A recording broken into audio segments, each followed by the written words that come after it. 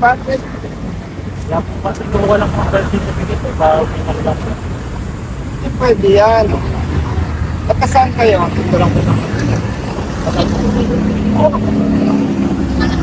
Madami kong may helmet ka. Saan po kayo? Dito po sa akin yan. Binagal po. Oh, baka hindi na mapabinyagan yan. Baka mag-distrasya yan. Dito kami pa. Ha?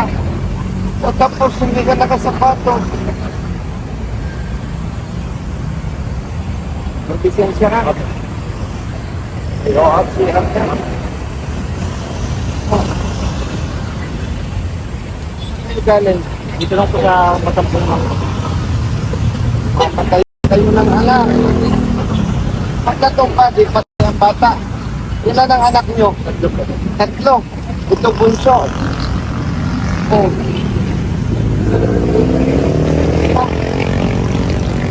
Hindi na po mabasa yung ako. Ha?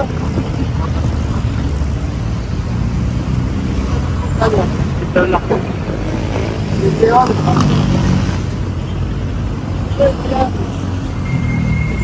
Apat yung bag ko.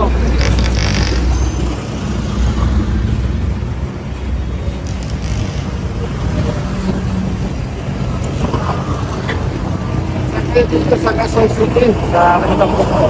Saan yun? Malayo dito.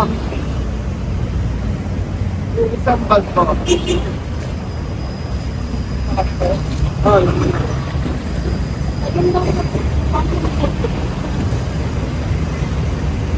Paano kung matumba ang motor at mamatay ang anak mo, okay lang? Mrs. Oh, hindi pala okay eh.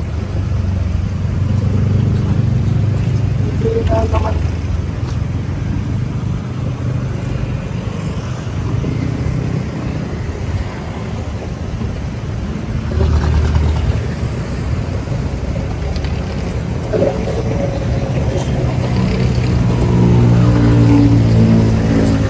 Oh, mamasahe ka na lang. Eto, tatandaan mo ha. Hindi ko kayo mababantayan ha. Ayaw ko magsisi kayo. Ha? Dapat sir. O, iwanan mo business mo pag-commute. Saan ka pwede sumakay? Sa jeep? Hindi, nakakapin na po niya. Eto ha, hindi ko kayo mababantayan. Pag inulit nyo yan, at na-disgrasya ang bata, kayo na ang may kasalanan niyo. Ha? Umayos kayo. Ha? Hindi yung pasensya, yung ma-disgrasya ang anak ko.